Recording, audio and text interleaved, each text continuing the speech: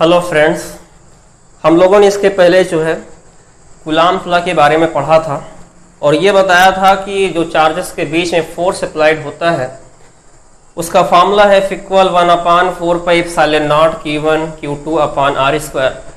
तो एक्चुअल में जो कूलाम्स लॉ है उसका फार्मूला तो हम लोगों ने ये सीखा कि F=1/4πε0 Q1 Q2 upon r²। ये formula in case of free space है, मतलब जब यहाँ पे मीडियम में एयर और वैक्यूम रहेगा तब के लिए फार्मूला वैलिड है। 1/4πε0 Q1 Q2 अपॉन r²। अगर यहाँ पे हमें क्वांटिटी दिख रही है फोर्स, अभी ये जो फोर्स है ये ओनली मैग्नीट्यूड के फॉर्म में लिखा है, बट फोर्स एक वेक्टर क्वांटिटी होती है। अगर ये वेक्टर क्वांटिटी है तो अगर इसके साथ अगर ये मैग्नीट्यूड के साथ हम इसमें डायरेक्शन भी इंक्लूड कर दें तो ये बन जाएगा coulombs law in vector form. तो ध्यान देना, यहाँ पे जो हम लोग कंटिन्यू करने जा रहे हैं कूलाम्स लॉ का वेक्टर फॉर्म पढ़ेंगे कि कूलाम्स लॉ को हम लोग वेक्टर फॉर्म में कैसे रिप्रेजेंट करते हैं।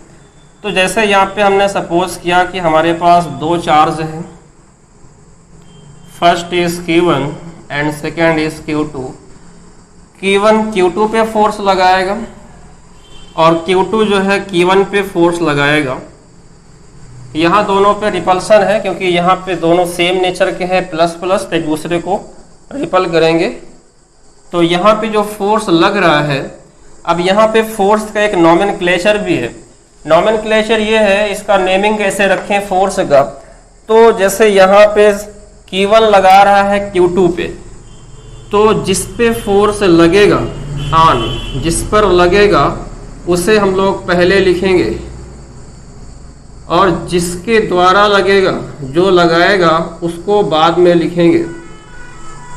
तो जैसे यहाँ पे फोर्स ऑन Q2 पे लग रहा है बाई Q1, तो यहाँ पे हम लोग पहले 2 लिखेंगे तब 1 लिखेंगे। इसका मतलब ये हुआ F21 का सेंस ये है कि force on charge Q2 by Q1। लेकिन अगर यहीं पे हम बात करें Q1 पे फोर्स कितना लग रहा है तो इसको हम लोग रिप्रेजेंट करेंगे F12 से। F12 का मतलब हमने 1 पहले क्यों लिखा, क्योंकि 1 क्या है, जिस पे लग रहा है उसे पहले।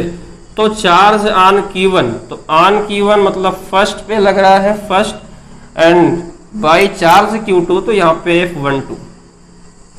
अब इसी चीज को आगे हमें डिस्कस करना है। तो यहाँ पे बीच का डिस्टेंस स्मॉल r है, यहाँ पे डायरेक्शन है तो इसमें कुछ एक्शन भी है। यहाँ पे जो Q1 लगा रहा है Q2 पे फोर्स इधर की तरफ, Q2 लगा रहा है Q1 पे फोर्स इधर की साइड में लगा रहा है। तो इस चीज को हम ऐसे भी रिप्रेजेंट कर सकते हैं कि यहाँ पे जो Q1 Q2 पे लगा रहा है इसका जो एक्शन लाइन है, पोजीशन लाइन है, उसको हम लोग जैसे यहाँ F12 लिखा है तो यहाँ पे R21 वेक्टर, और यहाँ पे Q2 Q1 पे लगा रहा है तो इसका जो एक्शन लाइन होगा वो R12 वेक्टर। अब इस बात को यहाँ पे हमें समझना है कि coulombs law in vector form में कैसे इसको हम रिप्रेजेंट करते हैं। तो जैसे हमने इसके पहले जाना कि कूलाम्स लॉ को बेसिकली दो मीडियम में, दो केस में हम लोग पढ़े हैं, इन फ्री स्पेस और इन अदर मीडियम। तो अगर हम फ्री स्पेस की बात करें और सबसे पहले यहाँ पे हम लिखेंगे कि applied force on charge Q2 by Q1। क्या लिखा है? Applied force on charge Q2 by Q1। तो हमें दिख रहा है सिंबल है F21। फॉर्मूला जैसे था वही रहेगा, 1/4πε0 Q1 Q2 अपॉन r²। अब यहाँ पे हमें समझना है कि अब तक जो फार्मूला था उसमें ये एरो नहीं लगा था, वेक्टर का साइन नहीं लगा था, बट इस फार्मूला के अंदर यहाँ पे एरो लगा हुआ है। तो ध्यान देना, यहाँ पे एक पॉइंट ये है कि जब भी किसी स्केलर क्वांटिटी को अगर हमें वेक्टर क्वांटिटी में कन्वर्ट करना हो, जब भी अगर हमें स्केलर क्वांटिटी को वेक्टर क्वांटिटी में कन्वर्ट करना हो तो स्केलर में यूनिट वेक्टर से मल्टीपल कर देते हैं। तो क्वांटिटी स्केलर टू वेक्टर में कन्वर्ट हो जाती है। तो स्केलर को जब भी वेक्टर में कन्वर्ट करना हो तो उसमें ऑलवेज यूनिट वेक्टर से मल्टीपल होता है। यूनिट वेक्टर क्या होता है? जिसका मैग्नीट्यूड 1 हो। तो यहाँ पे और यूनिट वेक्टर से मल्टीपल करने से उसके मैग्नीट्यूड में कोई फर्क भी नहीं आता और उसमें डायरेक्शन होने के चलते वेक्टर बन जाता है। तो जैसे यहाँ पे हम बात करें कि यहाँ तक तो हमारा मैग्नीट्यूड है, अब इसमें हम कैसा यूनिट वेक्टर लें, तो हमें दिख रहा है कि जो फोर्स लग रहा है उसका नाम है F21 और उसी की तरफ जो वेक्टर है उसका नाम है R21। तो यहाँ पे यूनिट वेक्टर R21 लिख सकते हैं क्योंकि यहाँ पे F21 है तो यहाँ पे R21। बट ध्यान देना ये फुल वेक्टर है, जब भी यूनिट वेक्टर लिखेंगे तो यहाँ पे कैप R21 कैप। अब इसके आगे जब यहाँ पे समझना है यूनिट वेक्टर तो हमने लिख दिया क्योंकि जिधर वेक्टर है उसी के डायरेक्शन में अलॉन्ग डायरेक्शन में क्या रहेगा? यूनिट वेक्टर रहेगा। यूनिट वेक्टर को कैसे लिखा जाएगा? तो जैसे यहाँ पे हमने लिखा R21 कैप, तो R21 वेक्टर अपॉन R21। कहने का सेंस ये है कि जब भी किसी चीज का यूनिट वेक्टर तोड़ना होता है तो उसका वेक्टर अपान में उसका मैग्नीट्यूड, जैसे यहाँ पे इसका मैग्नीट्यूड क्या है तो R21 की वैल्यू चाहे R21 हो चाहे 2 से 1 नापें या 1 से 2 नापें, दोनों की वैल्यू क्या होगी? स्मॉल r ही होगी। तो यहाँ पे हम लिख सकते हैं कि F12 vector equal 1/4πε0 Q1 Q2 upon R²। और जब इसको हमने ब्रेक किया तो क्या लिखेंगे? R21 वेक्टर अपॉन में स्मॉल r।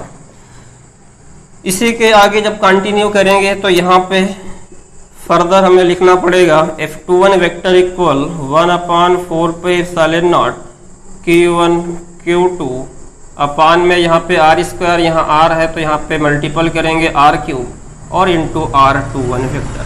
इसे इक्वेशन नंबर हमने बना दिया फर्स्ट। तो सबसे पहले यहाँ पे हम लोगों ने ये सीखा कि applied force on charge Q2 पे कितना फोर्स लग रहा है बाय Q1। चार्ज Q1 से कितना फोर्स Q2 पे अप्लाइड हो रहा है। तो हमने पहले तो ये बेसिक फॉर्मूला जो लिखा, लेकिन जब यहाँ पे एरो लगाया तो हमने बताया कि जब भी किसी स्केलर को वेक्टर में कन्वर्ट करना होगा तो उसके यूनिट वेक्टर से मल्टीपल कर देंगे। तो हमने यहाँ पे जो वेक्टर था उसी के ऊपर कैप लगा दिया तो ये बन गया यूनिट वेक्टर। और पहले बताया कि यूनिट वेक्टर से मल्टीपल करने से कोई भी चेंजिंग नहीं आती, बट वो क्वांटिटी स्केलर से वेक्टर बन जाती है। फिर आगे हमने इस यूनिट वेक्टर को आगे जो है ब्रेक किया तो हमने बताया कि किसी भी वेक्टर का यूनिट वेक्टर है तो उसको हम लोग कैसे लिखेंगे? उस यूनिट वेक्टर का फुल वेक्टर अपान में उसका मैग्नीट्यूड। मैग्नीट्यूड का मतलब उसकी वैल्यू। तो R21 वेक्टर अपान में मैग्नीट्यूड कि 2 से 1 तक में कितनी डिस्टेंस है, तो यहाँ पे हमें दिख रहा है कितना डिस्टेंस है, स्मॉल r है, तो हमने यहाँ पे लिखा स्मॉल r। फिर आगे हमने इसी चीज को यहाँ पे कंबाइन कर दिया, r को R² से मिला दिया तो R³ R21 वेक्टर। अब जैसे हमने ऑन चार्ज Q2 पे निकाला उसी तरह से ऑन चार्ज Q1 पे निकालेंगे।